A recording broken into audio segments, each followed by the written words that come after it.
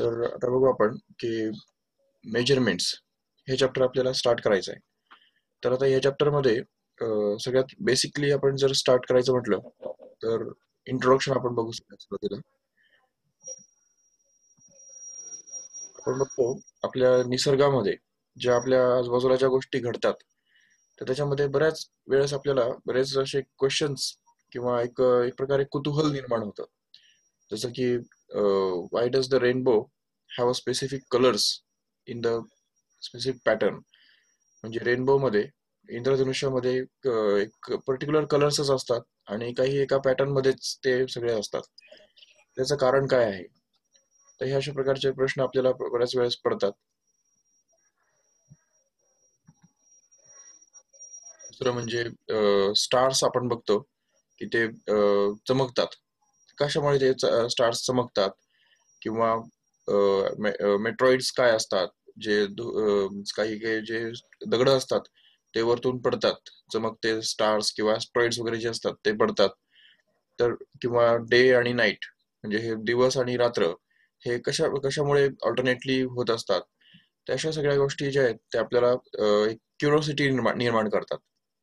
आपण बघू शकतो की आपल्याकडे आपल्या मनामध्ये एक प्रकारची क्युरिओसिटी म्हणजेच एक प्रकारची एक कुतूहल आपल्यामुळे निर्माण होतं या सगळ्या प्रश्नांमुळे. आणि जेव्हा आपण या सगळ्या प्रश्नांची उत्तरं शोधायला जातो तर तेव्हा आपण बघतो की ह्या क्युरिओसिटीमुळेच आपण एक सायन्स जे आहे ते सायन्स या ठिकाणी निर्माण होतं. कारण की ज्या ठिकाणी क्युरिओसिटी येते म्हणजे ज्या ठिकाणी उत्सुकता येते किंवा कुतूहल येतं त्या ठिकाणी सायन्स स्टार्ट होतं. तर आपण बघू शकतो की what is science? It is a systematic knowledge of the physical or material world gained through the observation and experimentation. म्हणजे just wait.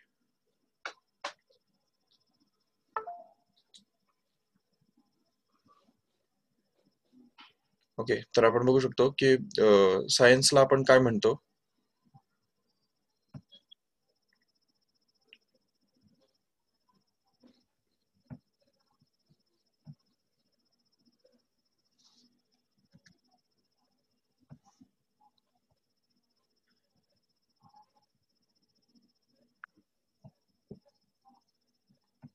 Yes. So, science can be defined as the systematic knowledge of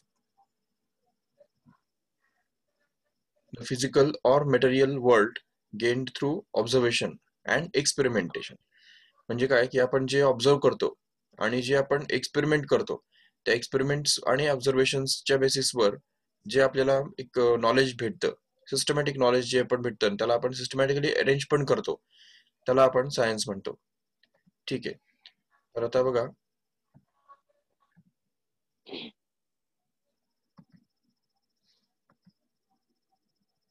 तर हे दोन दोन सगळ्यात महत्वाच्या गोष्टी आहेत. एक तर ऑब्झर्वेशन आणि दुसरं म्हणजे एक्सपेरिमेंटेशन. बघा व्यवस्थित, ऑब्झर्वेशन म्हणजेच आपण कुठले पण जे गोष्टी ऑब्झर्व करतो किंवा आता बघा आपण समजा एखादे रेल्वे ट्रॅक जर आपण बघत असेल तर आपल्याला ते पॅरलल कधी दिसतात कधी दिसत नाहीत. पण कारण की कसं असतं की ऑब्झर्वेशन जे आहेत ते नेहमीच करेक्टच असतील असं जरुरी नाहीये, असं गरजेचं नसतं. म्हणजे आपण कधी कधी असं ऑब्झर्व आपल्याला वेगळंच होतं पण ऍक्च्युली सिच्युएशन जी आहे ती काहीतरी वेगळीच असते. जसं समजा आपण एखाद्या खूप गरम गरम याच्यामधून गरम हवामानातून जर आलो आलो असेल तर आणि आपण समजा एखाद्या कोमट पाण्यामध्ये जर हात बुडवला तर आपल्याला ते पाणी थंड वाटतं. पण त्याच ठिकाणी जर एखादा व्यक्ती सपोज थंड थंड हवामानातून आलेला असेल आणि त्याने जर एखाद्या कोमट पाण्यामध्ये हात बुडवला तर त्याला ते गरम वाटतं. म्हणजे ऑब्झर्वेशन्स जे असतात ते आपल्या पर्सन टू पर्सन डिफर करतात. म्हणजे पर्सनवर ते डिपेंड करतात, त्या पर्सनच्या परसेप्शनवर डिपेंड करतात. म्हणजे तो कुठलाही जो व्यक्ती आहे तो त्या ऑब्झर्वेशनला कशा प्रकारे पाहतो किंवा कशा प्रकारे तो त्याला परसेप्ट करतो त्याच्यावर बऱ्याच गोष्टी डिपेंड करतात. त्यामुळे आपण पूर्णपणे ऑब्झर्वेशन्सवरच डिपेंड नाही असू शकत. म्हणजे पूर्णपणे आपण ऑब्झर्वेशन्सवर आपण डिपेंड नाही करू शकत. त्यामुळे आपल्याला एक्सपेरिमेंटेशन करावं लागतं. म्हणजे एक्सपेरिमेंट्स आपल्याला करावे लागतात. तर ही सगळ्यात महत्वाची गोष्ट आहे की एक ऑब्झर्वेशन एक वेगळी गोष्ट आहे, पण एक्सपेरिमेंटेशन आणि म्हणजे एक्सपेरिमेंट करणं हे सगळ्यात महत्वाचं आहे. ती एक वेगळीच गोष्ट आहे. आणि ह्या ठिकाणी स्टार्ट होतं की त्या ठिकाणी आपल्याला मेजर करावं लागतात. बऱ्याच गोष्टी ज्या आहेत त्या ॲक्युरेट रिझल्ट्स मिळण्यासाठी आपल्याला मेजरमेंट्स करावे लागतात. कारण की एक्सपेरिमेंट करायचं म्हटलं तर मेजरमेंट केल्याशिवाय आपल्याला दुसरा पर्याय नाहीये. त्यामुळे मेजरमेंट म्हणजे मेजरमेंट करण्याची जी कला आहे किंवा स्किल आहे ते आपल्याला आत्मसात करावंच लागतं जेव्हा आपल्याला एक्सपेरिमेंट करायचे असतात. तर आता बघा, the purpose of experiment is to establish the laws. म्हणजे आपल्याला जे निसर्गाचे जे नियम आहेत ते नियम इस्टॅब्लिश करण्यासाठी आपल्याला एक्सपेरिमेंट्स करावे लागतात. आणि hence the measurement of different physical quantities is extremely important. म्हणजे मेजरमेंट आपल्याला सगळ्यात महत्वाचं बनून जातं जेव्हा आपण एक्सपेरिमेंट करत असतो. ओके, तर आता मग मेजरमेंटच्या बद्दल आपण बघू. मेजरमेंटच्या आधी आपण काही टर्म्स डिस्कस करू.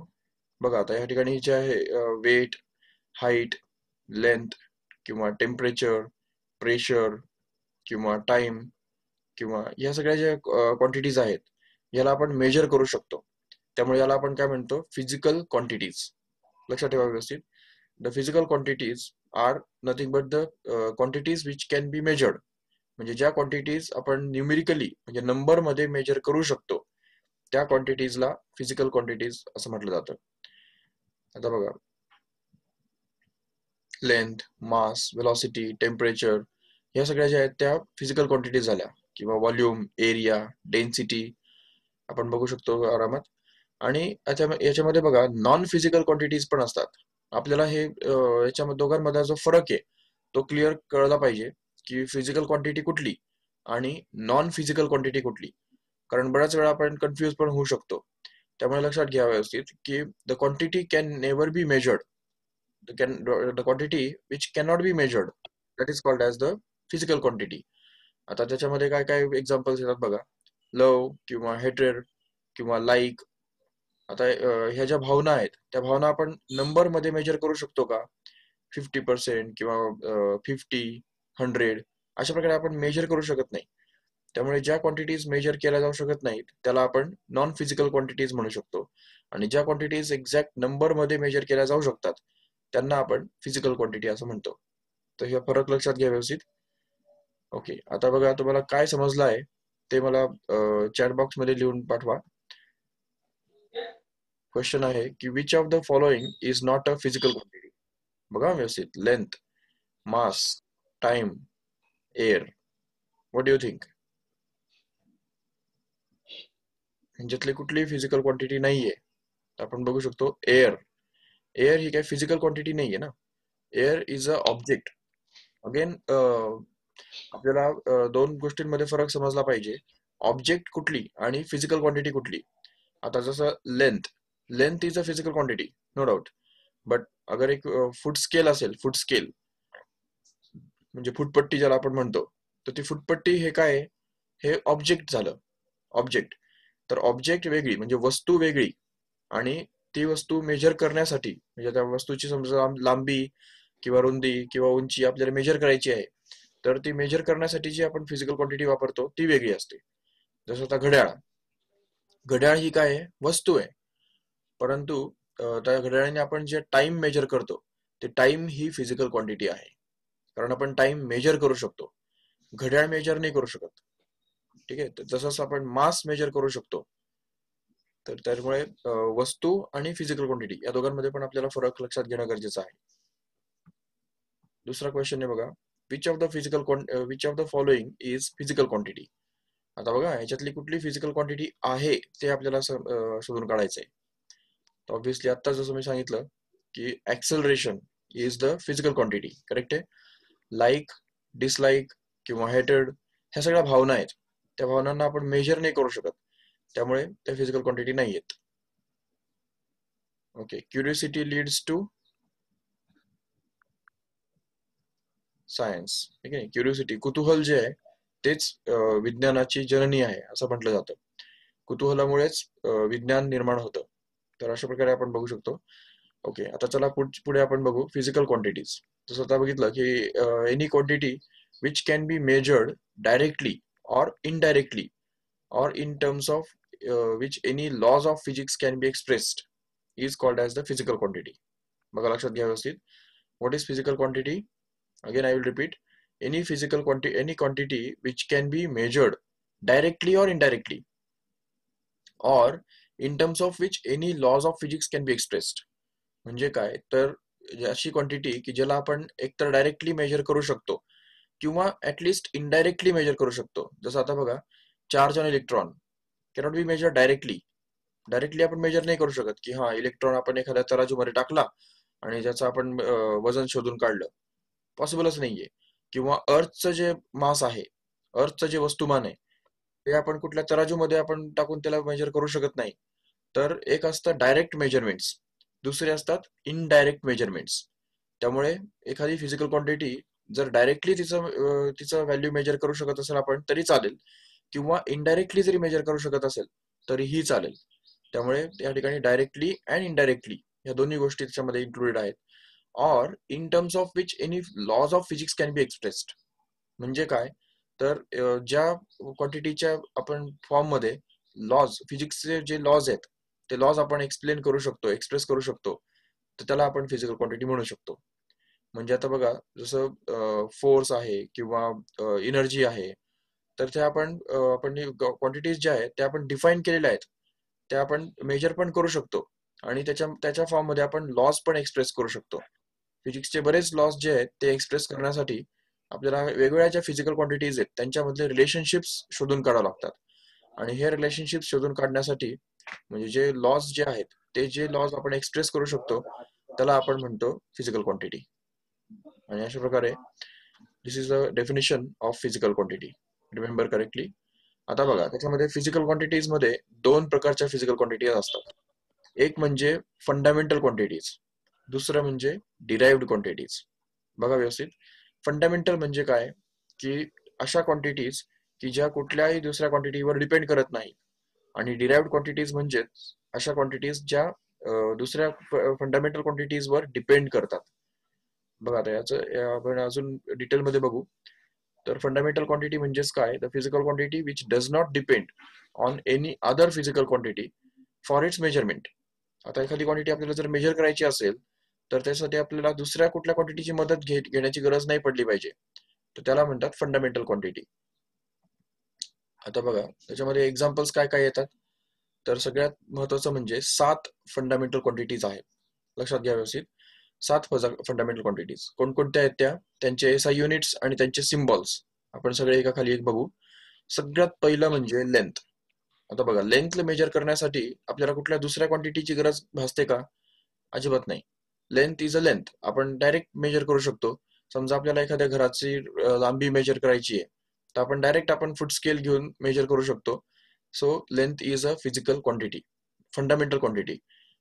कारण की ती कुठल्याही दुसऱ्या वस्तूवर किंवा दुसऱ्या क्वांटिटीवर डिपेंड करत नाही, म्हणून त्याला आपण फंडामेंटल क्वांटिटी म्हणतो. जसं आपल्याला माहिती आहे की त्याचं युनिट काय आहे, एसआय युनिट त्या लेंथचं आहे मीटर, आणि सिम्बॉल त्याचं एम, स्मॉल एम ने आपण त्याला डिनोट करतो. ओके, दुसरी फिजिकल क्वांटिटी आहे मास. लक्षात घ्या, आता मासचा कुठला दुसरा फॉर्म्युला नसतो. मास इज अ मास. मास आपण डायरेक्ट मेजर करू शकतो आणि त्याच्यात युनिट त्याचा आहे किलोग्रॅम आणि त्याचा सिम्बॉल आहे केजी. लक्षात ठेवा.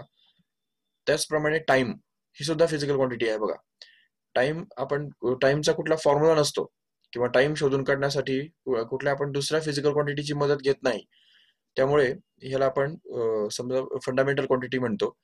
टाइम आपण सेकंड मध्ये मेजर करू शकतो आणि त्याचा सिम्बॉल एस आहे.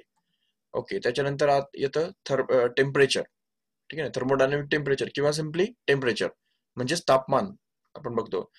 तर तापमान सुद्धा एक फंडामेंटल क्वांटिटी आहे, कारण की त्याला मेजर करण्यासाठी दुसऱ्या कुठल्या क्वांटिटीची आपल्याला गरज पडत नाही.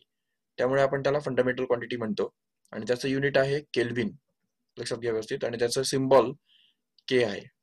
त्यानंतर आपण येतो अमाऊंट ऑफ सबस्टन्स. एखाद्या सबस्टन्सची जी अमाऊंट आहे, मोस्टली केमिस्ट्रीमध्ये हा कन्सेप्ट वापरला जातो. अमाऊंट ऑफ सबस्टन्स म्हणजे जे नंबर ऑफ मॉलिक्युल्स जे असतात किंवा नंबर ऑफ पार्टिकल्स जे असतात ते आपण मोजण्यासाठी हे युनिट यूज करतो, त्याला म्हणतात मोल. आणि त्याचा सिम्बॉल आहे MOL, मोल. ओके. त्यानंतर आपण बघतो इलेक्ट्रिक करंट.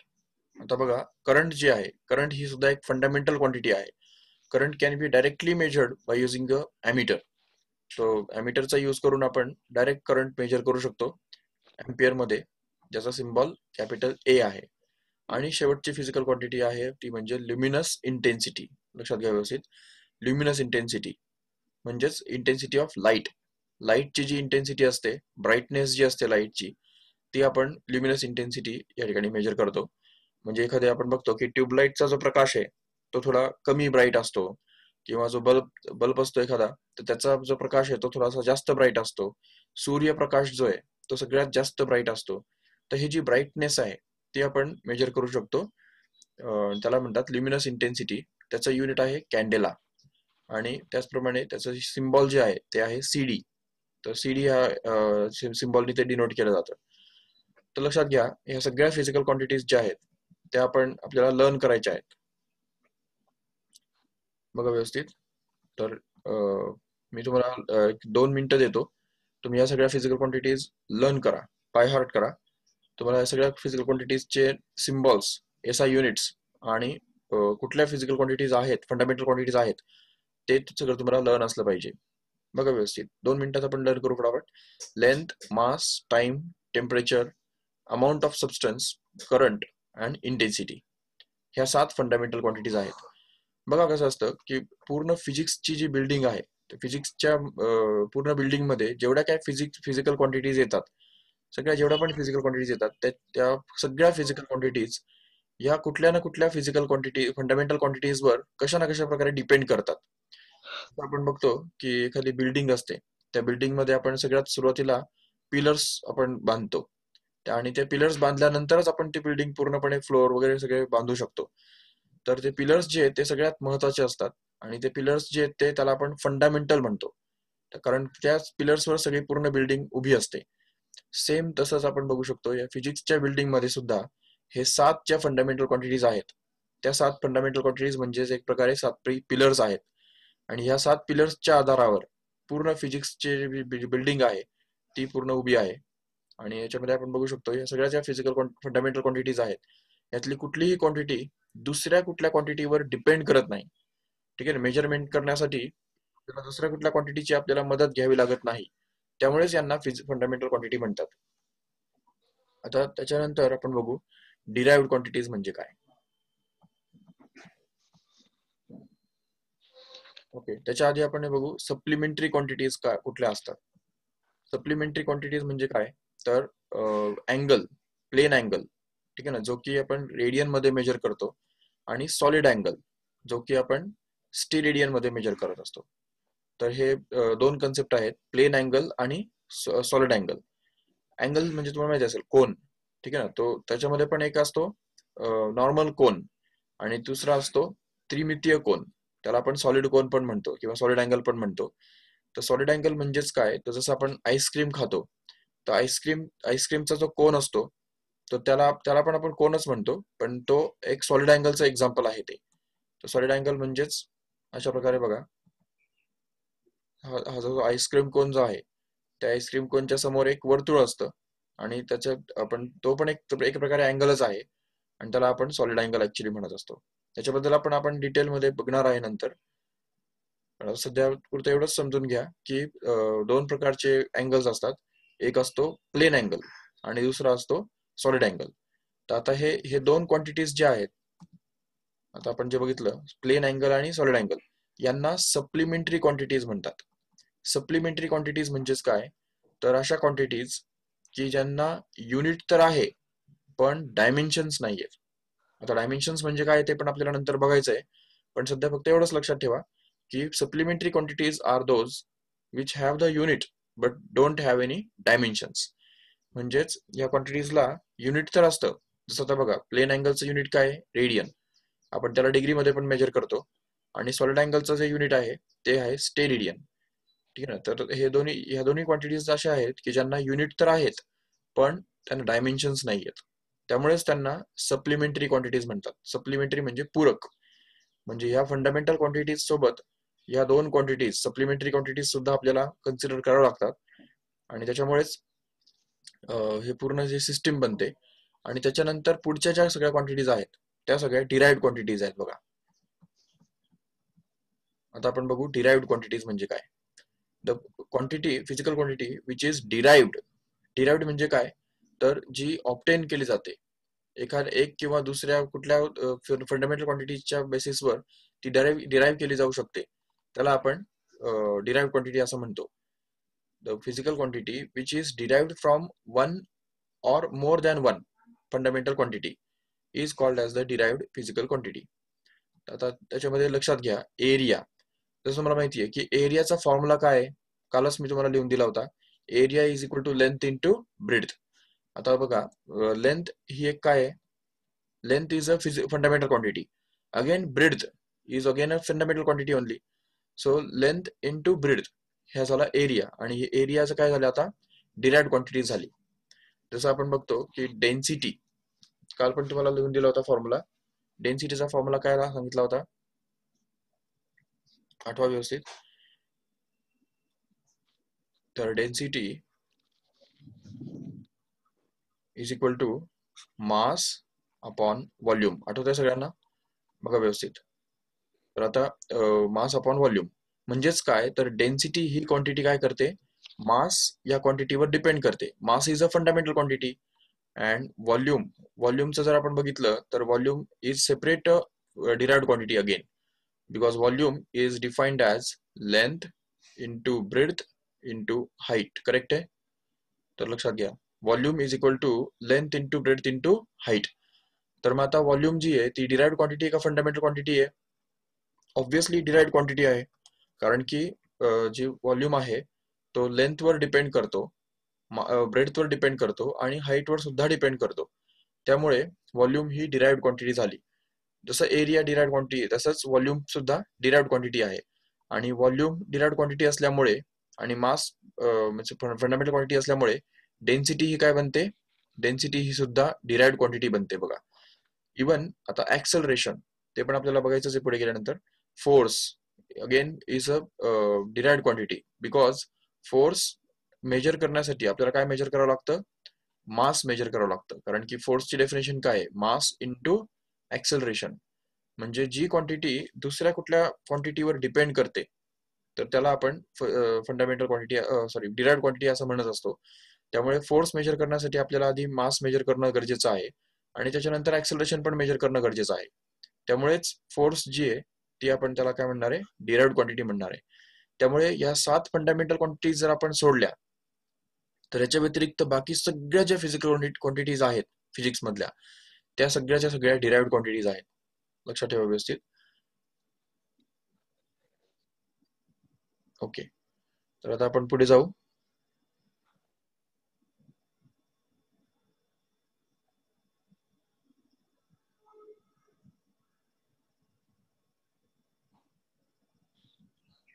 येस.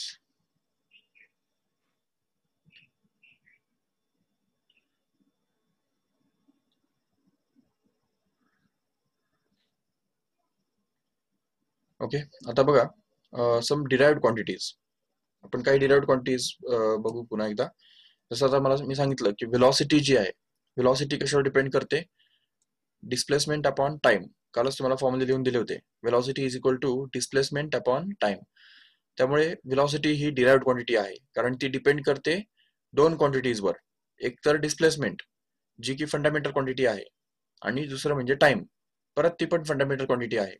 त्यामुळे व्हेलॉसिटी ही झाली डिराइव्ड क्वांटिटी. ओके, त्यानंतर ऍक्सेलरेशनचा आपण फॉर्म्युला बघू शकतो, व्हेलॉसिटी अपॉन टाइम. आता ऑलरेडी व्हेलॉसिटी आपण आत्ताच या ठिकाणी बघितलं की it is a derived quantity, कारण व्हेलॉसिटीच्या आतमध्ये ऑलरेडी काय आहे, डिस्प्लेसमेंट अपॉन टाइम आहे. आणि त्याच्यामुळे ऍक्सेलरेशन जे आहे ते ऍक्सेलरेशन डिपेंड करतं व्हेलॉसिटी आणि टाइमवर, म्हणजे इनडायरेक्टली ते डिपेंड करतं डिस्प्लेसमेंट आणि टाइमवर. त्यामुळे ती डिराइव्ड क्वांटिटी झाली. त्याचप्रमाणे वर्क डनचा फॉर्म्युला काय आहे, फोर्स इंटू डिस्प्लेसमेंट, बरोबर आहे. त्यामुळे work done is a derived quantity once again, because it depends on two quantities, out of which displacement is a fundamental quantity but the force is a derived quantity. So अशा प्रकारे आता आपण बघितलं, तर आता याच्यामध्ये मला सांगा की काय काय काय तुम्हाला समजलं. बघा, क्वेश्चन आहे की अ physical quantity that can be measured is called. काय म्हणणार आपण? Physical quantity or non-physical quantity or a quantity or B or C? Yes, we can say it is a physical quantity. The quantity which can be measured. आता सांगितलं ना की जी quantity major केली जाऊ शकते त्याला आपण फिजिकल क्वांटिटी असं म्हणतो. बरोबर. आता बघा, the physical quantities which are expressed in terms of more than one fundamental quantity are called fundamental derived physical quantities किंवा फंडामेंटल क्वांटिटीज का फिजिकल क्वांटिटीज का सप्लिमेंटरी क्वांटिटीज. काय म्हणणार आपण त्याला? ज्या एक किंवा जास्त फंडामेंटल क्वांटिटीजच्या फॉर्म मध्ये एक्सप्रेस केल्या जाऊ शकतात त्याला आपण म्हणतो derived quantities. Very good. Okay. आता बघा, तेच आपण आता मगाशी आपण बघितलं होतं की डिराइव्ड क्वांटिटीची डेफिनेशन काय बघितली होती की the physical quantity which are expressed in terms of more than one fundamental quantities are called as derived quantities. Okay, चला त्यानंतर बघा, there are how many fundamental quantities. Fundamental quantities किती आहेत? 7 आहेत का 3 आहेत का 6 आहेत का 16 आहेत? Yes, we have 7, only 7. कोणत्या कोणत्या लक्षात आहे? लेंथ, मास, टाइम, त्यानंतर टेम्परेचर, त्यानंतर इलेक्ट्रिक करंट, त्यानंतर अमाऊंट ऑफ सबस्टन्स, नंतर ल्युमिनस इंटेन्सिटी. आहे की नाही? तर या सगळ्या ज्या आहेत 7 फंडामेंटल क्वांटिटीज आपल्याकडे आहेत. हे बघा, length, mass, time, current, temperature, amount of substance and luminous intensity. Okay. Acceleration is a derived physical quantity which depends on. आता बघा, acceleration किती physical quantities वर डिपेंड करतं मला सांगा बरं. Acceleration depends on 2 physical fundamental quantities or 3 physical fundamental quantities or 5. What do you think?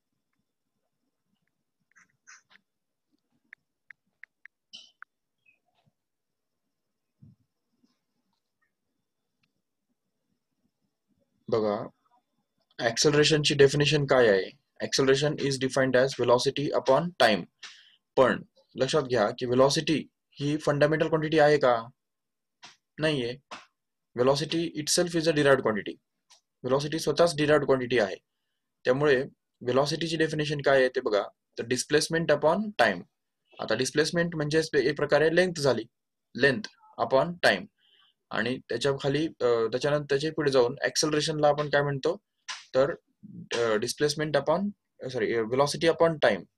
त्यामुळे बघा, ऍक्सेलरेशन जे ऍक्च्युली आहे ते 2 फंडामेंटल क्वांटिटीजवर डिपेंड करतं. कुठल्या कुठल्या 2 फंडामेंटल क्वांटिटीजवर डिपेंड करतं? तर लेंथ आणि टाइम.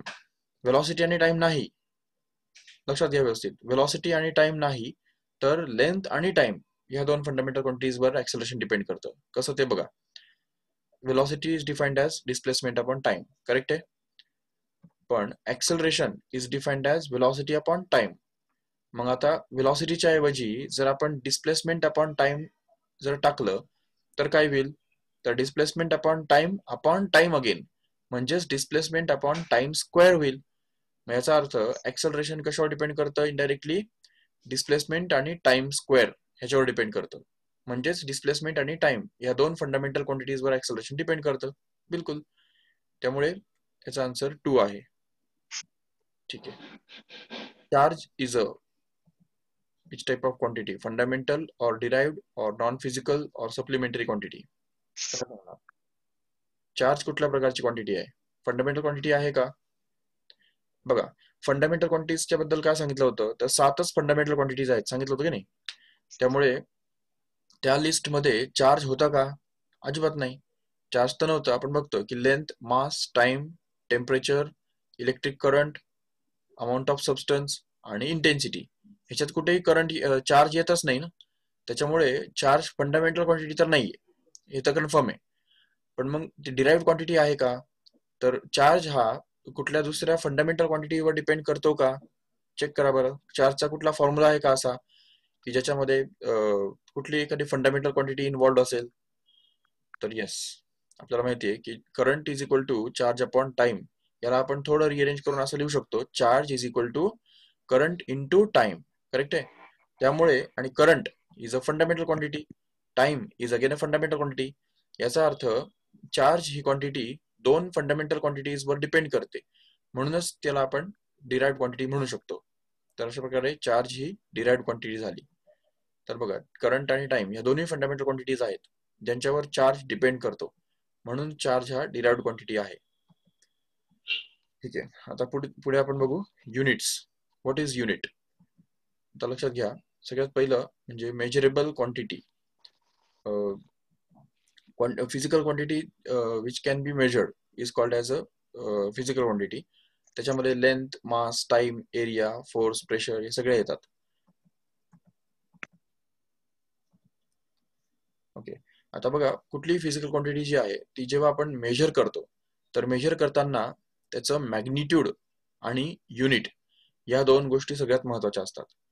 तर या दोघांमधला फरक काय आहे आणि एक्झॅक्टली मॅग्निट्यूड कशाला म्हणतात आणि युनिट कशाला म्हणतात, ते आपण एका एक्झाम्पलद्वारे बघू. बघा, आता समजा डिस्टन्स आपल्याला मेजर करायचा असेल, तर आपण म्हणतो की ह्या डिस्टन्स, आता समजा एखाद्या दोन प्लेसेस मधला जो डिस्टन्स आहे ते 25 किलोमीटर आहे. ओके. तर 25 किलोमीटर हे जे आपण मेजर केलं, तर त्याचा अर्थ काय आहे की 25 किलोमीटर म्हणजेच 25 टाइम्स मॅग्निफिकेशन ऑफ 1 किलोमीटर. म्हणजे 25 किलोमीटर याचा अर्थ काय, तर आपण जर 1 किलोमीटरची जर एक लांबी घेतली, तर 1 किलोमीटर 1 किलोमीटर 1 किलोमीटर असं आपण जर एक साथ जोडत गेलो, तर टोटल जी त्याच्या 25 वेळा जर आपण याला जोडलं, 25 वेळा जर आपण याला ऍड केलं 1 किलोमीटरला, तर आपल्याला जी लेंथ भेटते त्याला आपण म्हणतो 25 किलोमीटर. म्हणजे 25 किलोमीटर हे एक कंपॅरिझन झालं की नाही. आपण कम्पेअर करतोय, जी गिवन लेंथ आहे 25 किलोमीटरची, तिला आपण 1 किलोमीटर सोबत कम्पेअर करतोय. त्याच्यामुळे म्हणजे 25 किलोमीटर मध्ये 1 किलोमीटर सारखे किती लेंथ बसतात, त्याला आपण म्हणतो मॅग्निट्यूड. तर बघा, आता हे 25 किलोमीटर याच्यामध्ये 25 हा जो नंबर आहे त्याला आपण म्हणतो त्याचं मॅग्निट्यूड, म्हणजेच त्याची व्हॅल्यू. आणि किलोमीटर हे जे आहे, तर किलोमीटर याला आपण म्हणतो युनिट. बिलकुल. तर लक्षात घ्या, युनिट म्हणजे काय, तर standard reference which is used for the measurement. म्हणजे कुठलंही मेजरमेंट करण्यासाठी आपल्याला एक स्टँडर्ड यूज करावं लागतं, स्टँडर्ड. तर त्या स्टँडर्डला आपण युनिट असं म्हणतो. जसं आता लेंथ आहे किंवा मास आहे, टाइम आहे, तर कुठल्याही जी फिजिकल क्वांटिटी असते त्याला आपल्याला एक कुठला तरी स्टँडर्ड आपल्याला चूज करावं लागतं, आणि त्यालाच आपल्याला युनिट आपण म्हणत असतो. बघा, measurement of any quantity involves comparison. आता बघा, प्रोसेस मेजरमेंट म्हणजे काय, तर comparison of a given quantity with the standard chosen for it, that means unit. तर युनिट सोबत जेव्हा आपण एखाद्या क्वांटिटीला कम्पेअर करतो, तर ती कंपॅरिझनची जी प्रोसेस आहे त्या प्रोसेसलाच आपण मेजरमेंट असं म्हणतो. आणि याच्यामध्ये युनिट हा सगळ्यात महत्वाचा पार्ट येतो. त्याच्यामुळे युनिट म्हणजे काय, units of fundamental quantities are called as the fundamental units, and units of derived quantities will be called as the derived units, no doubt. But what is a unit, समजलं व्यवस्थित? Unit म्हणजे काय, तर आपण जे standard आपण choose करतो कुठलंही मेजरमेंट करण्यासाठी, जे स्टँडर्ड आपण चूज करतो, जसं आता किलोग्रॅम असतं, kilogram is a unit of mass, right. तर मास मेजर करण्यासाठी आपण किलोग्रॅम हे युनिट यूज करतो. तर 1 किलोग्रॅमचं तुम्ही मास बघितलं असेल मार्केटमध्ये किंवा कुठल्याही शॉपमध्ये, 1 किलोग्रॅमचं वेट अवेलेबल असतं. आपण एकदा फिक्स केलं, इंटरनॅशनली आपण ऍक्सेप्ट केलं की हे 1 किलोग्रॅमचं युनिट एवढं असायला पाहिजे, एवढं असणार. एकदा फिक्स केलं की झालं. त्याच्यानंतर आपण तेच युनिट जे आहे ते हे नेहमीसाठी यूज करतो. आता असा कोणी प्रश्न नाही उचलू शकत की 1 किलोग्रॅमचं युनिट, आपण 1 किलोग्रॅमचं जे वजन आहे ते आपण तेवढंच का घेतलं, किंवा त्याच्यापेक्षा छोटं का नाही घेतलं, किंवा त्याच्यापेक्षा मोठं का नाही घेतलं. बिलकुल नाही. एक जे आपण आर्बिटरी चूज केलं ते केलं. त्याच्यामुळे एकदा आपण जे युनिट जे चूज केलं,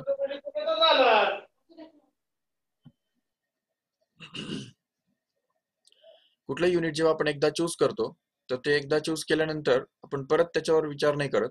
त्याच्यामुळे त्याच्यामध्ये काय आहे की कुठलं जे युनिट आहे तर आपण आर्बिट्ररीचे चूज करतो. आणि जसं फूट स्केल आहे, तर फूट स्केलमध्ये पण 1 फूट किती असला पाहिजे किंवा 1 मीटर किती असला पाहिजे, ते आपण एकदा चूज करतो आणि एकदा चूज केल्यानंतर आपण ते तसंच ॲक्सेप्ट करतो. सगळे मिळून ते ॲक्सेप्ट करतो. सेम तसंच. असं नाही की माझा 1 फूट वेगळा आहे किंवा असं आपण नाही म्हणू शकत किंवा एखादा आपण सेकंद पण 1 सेकंड घड्याळाचा जो सेकंड काटा असतो, तो जेव्हा 1 सेकंड पुढे जातो, त्याला आपण 1 सेकंड म्हणतो. अशा प्रकारे आपण सेकंड, सेकंड, सेकंड मेजर करत जातो आणि 60 सेकंदांपासून आपण 1 मिनिट बनतो. 60 मिनिटांचा 1 तास बनतो. हे सगळ्या ज्या गोष्टी आहेत, त्या आपण युनिव्हर्सली ॲक्सेप्ट केलेल्या आहेत आणि म्हणून आपण त्या सगळ्या वापरत असतो.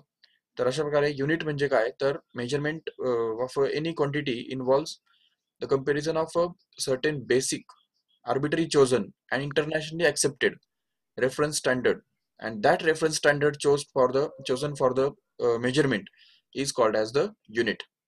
I will repeat,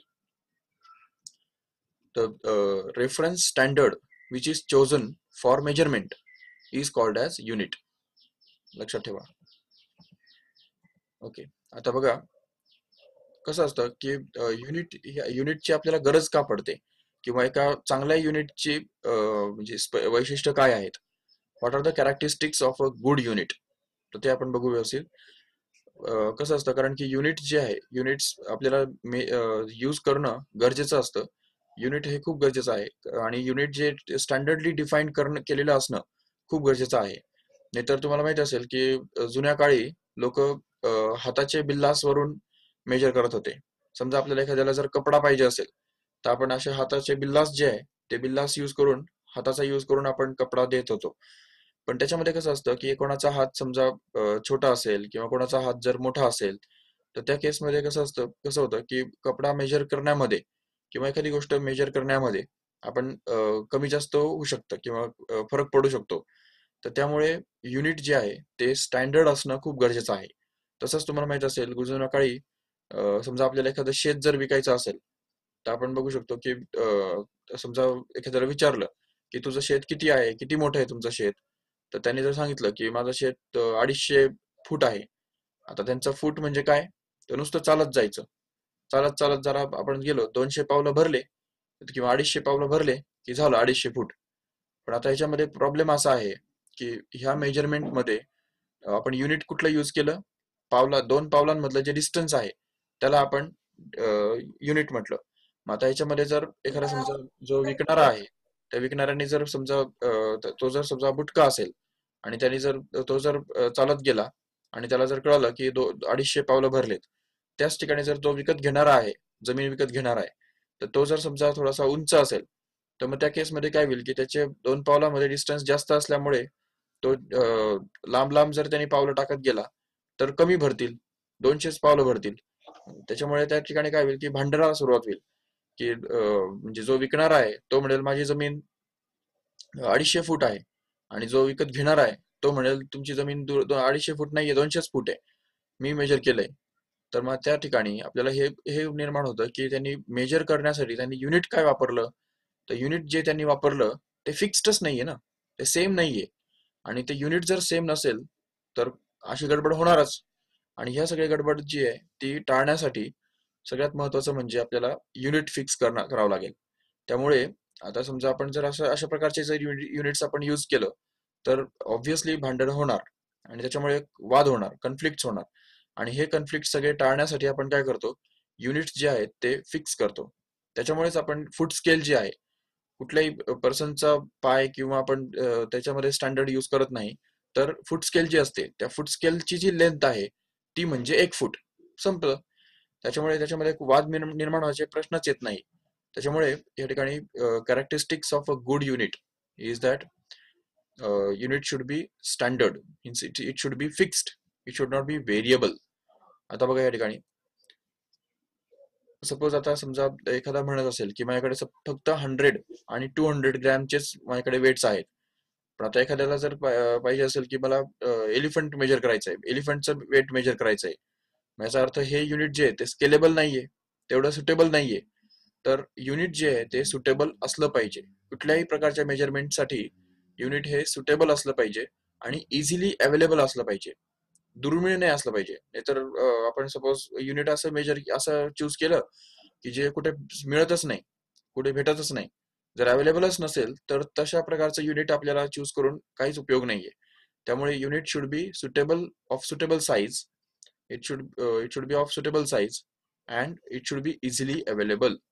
And at the same time it should be reproducible at any place that is required. म्हणजे ज्या ठिकाणी आपल्याला पाहिजे त्या ठिकाणी आपल्याला ते रिप्रोड्यूस करता आलं पाहिजे. तर हा सगळ्यात पहिला कॅरेक्टरिस्टिक आहे युनिटचा. आता दुसरी कॅरेक्टरिस्टिक आपण बघू. Unit must be universally accepted. आता लक्षात घ्या, युनिव्हर्सली ऍक्सेप्टेड असण्याची पण गरज आहे. नाहीतर समजा आपण जर म्हटलं की I want 3 quintals of sugar, आणि जर एखादा व्यक्ती म्हटला की what does it quintal mean, quintal म्हणजे काय त्याला माहितीच नाहीये, तर अशा प्रकारचे प्रॉब्लेम्स येऊ शकतात जर आपल्याकडे जर युनिट जे आहे ते जर युनिव्हर्सली ऍक्सेप्टेड नसेल तर. म्हणजे आता फॉर एक्झाम्पल, दुसरं एक्झाम्पल तुम्हाला जर द्यायचं झालं तर समजा आता आपण बघतो की 60 मिनिटं म्हणजे 1 तास आपण याला म्हणतो. 60 मिनिटांचा 1 तास. आता जर मी म्हटलं मला 60 मिनिटांचा 1 तास नाही, मला पसंत नाहीये, मी 100 मिनिटांचा 1 तास समजणार, तर प्रॉब्लेम कोणाला होणार? मलाच होणार आहे. कारण की जे सगळ्या जगाने ऍक्सेप्ट केलंय त्याला जर मी सोडून दुसरं काहीतरी जर मी ऍक्सेप्ट करत बसलो, दुसरंच काहीतरी माझं युनिट जर मी चूज केलं, तर अर्थात तोटा मला होणार आहे. त्यामुळे युनिट असं असलं पाहिजे की जे युनिव्हर्सली ऍक्सेप्टेड असलं पाहिजे. आता त्याच्या दुसरं एक्झाम्पल तुम्हाला सांगतो की आता जसं आपण इंडियामध्ये म्हणजे भारतामध्ये आपण बघतो की सेंटीमीटर किंवा सेंटीमीटर, ग्रॅम आणि सेकंड्स ह्यांच्यामध्ये आपण मेजर करतो. पण तिकडे तेच जर आपण तिकडे अमेरिकेमध्ये जाऊन बघितलं तर त्या ठिकाणी इंचेस, फूट, पाऊंड्स ह्यांच्यामध्ये मेजर केलं जातं. त्यांना जर आपण सपोज सांगितलं की ह्या एखाद्या लॅपटॉपचं वजन किती आहे, तर ते सांगणार 2.5 पाऊंड, 2.5 पाऊंड्स. तर त्यांचं जे वजन मेजर करण्याचं जे युनिट आहे ते पाऊंड आहे, जे आपण इकडे वापरतच नाही. आणि आपण जे युनिट वापरतो, सपोज ग्रॅम वगैरे आहे किंवा क्विंटल आहे किंवा जे दुसरे दुसरे वेगवेगळे टन आहे, हे जे युनिट्स आहेत ते युनिट्स आपण तिकडे वापरत नाही. तर अशा गोष्टी ज्या आहेत त्या तयार होऊ नये म्हणून unit must be universally accepted.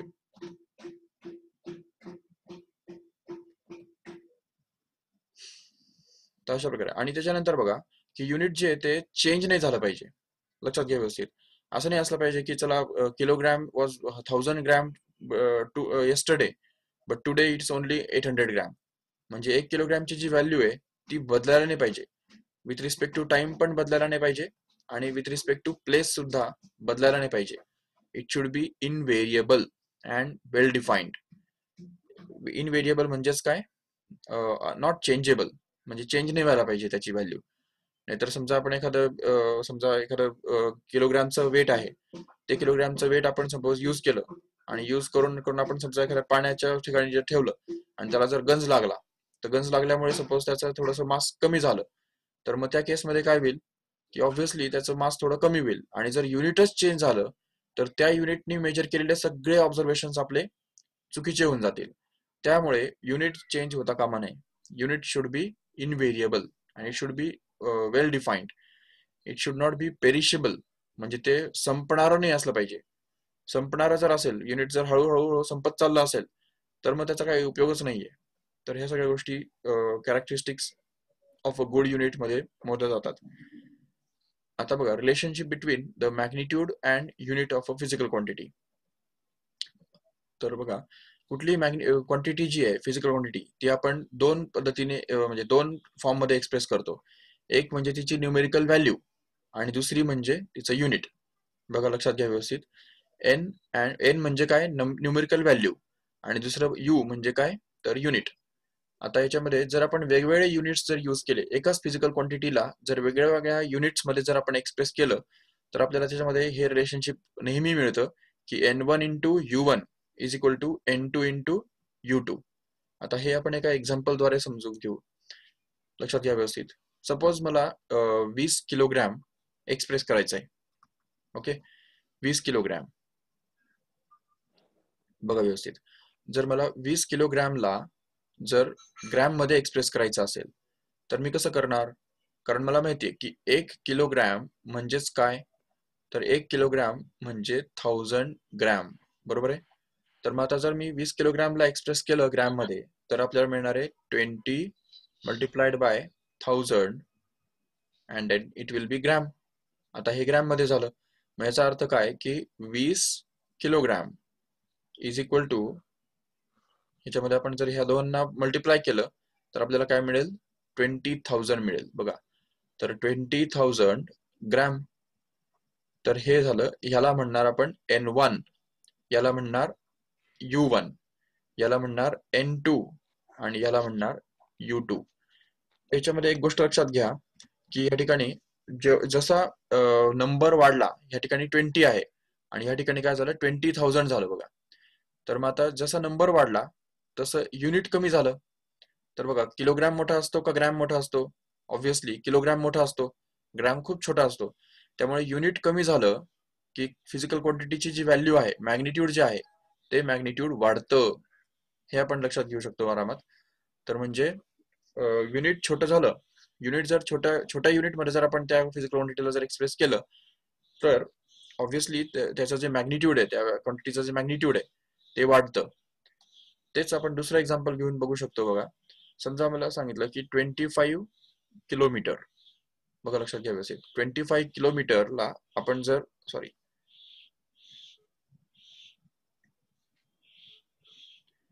25 किलोमीटरला जर आपण एक्सप्रेस करायचं असेल आपल्याला मीटर मध्ये, तर कसं एक्सप्रेस करणार बघा बरं. 25 kilometre is equal to 25,000 metre, बरोबर आहे. 25,000 मीटर. आता किलोमीटर पेक्षा मीटर हा छोटा आहे, लहान आहे, आणि त्याच्यामुळेच ह्या 25 पेक्षा हा 25,000 काय झाला, मोठा झाला. म्हणजे युनिट कमी झालं, म्हणजे युनिट लहान झालं की फिजिकल क्वांटिटीचा जो व्हॅल्यू आहे किंवा नंबर जो आहे, तो म्हणजे मॅग्निट्यूड जे आहे ते वाढतं. हेच या ठिकाणी आपण बघतोय की N is inversely proportional to U. U म्हणजे काय, युनिट, लक्षात ठेवा व्यवस्थित. आणि N म्हणजे काय, तर नंबर, किंवा आपण म्हणू शकतो magnitude of that physical quantity. तर मॅग्निट्यूड आणि युनिट या दोघांमध्ये इनव्हर्स रिलेशनशिप असतं. म्हणजे जेवढं युनिट लहान तेवढं मॅग्निट्यूड मोठं, आणि जेवढं युनिट मोठं तर तेवढं मॅग्निट्यूड लहान. त्यामुळे त्यांच्यामध्ये N1 into U1 is equal to N2 into U2 हे रिलेशनशिप नेहमी असतं. तर हे आपण आज बघितलं. चला आता लक्षात घेऊ आपण आज काय काय आपण बघितलं, त्याच्यावर बेस काही MCQs बघा. क्वेश्चन आहे की dash dash is a standard used for measurement of a physical quantity. कुठल्याही फिजिकल क्वांटिटी मेजर करण्यासाठी स्टँडर्ड जे आपण यूज करतो त्याला काय म्हणतात, सांगा बरं पटापट. डिराइव्हड क्वांटिटी म्हणतात का, फंडामेंटल क्वांटिटी म्हणतात का, युनिट म्हणतात का, क्वांटिटी म्हणतात? Yes, you can call it as a unit. Okay, unit is a standard used for the measurement of a physical quantity. आता 1-2 मिनिटांमध्ये आपण फक्त समअप करू. What is system of units? System of units म्हणजे काय, तर आपल्याला माहिती आहे की foot pound system, second system, FPS system त्याला म्हणतात, जी की लंडनमध्ये किंवा अमेरिकेमध्ये यूज केली जाते. दुसरी असते CGS सिस्टम. CGS सिस्टम म्हणजेच सेंटीमीटर ग्रॅम सेकंड सिस्टम, जी आपण या ठिकाणी यूज करतो. त्यानंतर येते MKS सिस्टम, जी मीटर किलोग्रॅम सेकंड सिस्टम. तर अशा प्रकारे हे जे CGS सिस्टीम आहे, त्या CGS सिस्टीम मध्ये लेंथचं युनिट काय असतं, सेंटीमीटर असतं, मासचं युनिट ग्रॅम असतं आणि टाइमचं युनिट सेकंड असतं. त्याच्यामुळेच त्याला CGS सिस्टीम असं म्हणतात. त्यानंतर आपण बघतो MKS सिस्टीम, ज्याच्यामध्ये लेंथचं युनिट मीटर असतं, मासचं युनिट किलोग्रॅम असतं आणि टाइमचं युनिट हे सेकंड असतं. त्यामुळे आपण त्याला MKS सिस्टीम म्हणतात. त्याच प्रकारे FPS सिस्टीम म्हणजे काय, जी अमेरिकेमध्ये यूज केली जाते.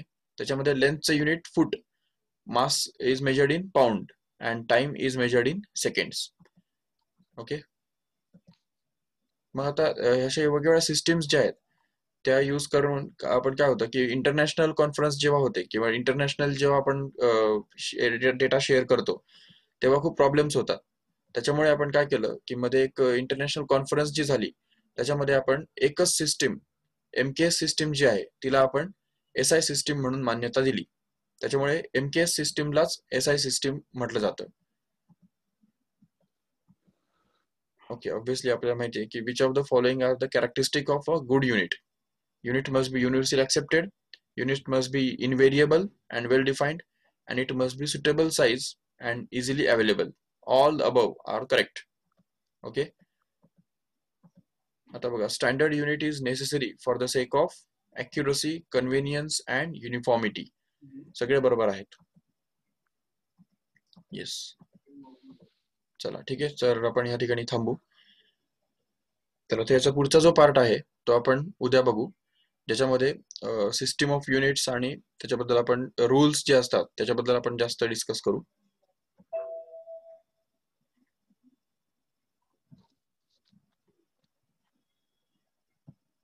Okay, so let us stop here. Thank you all of you. पुढचं लेक्चर तुमचं आता 9 वाजताच आहे ऍक्च्युली. 2-3 मिनिटांनी लगेच परत लॉग इन करा. बाय.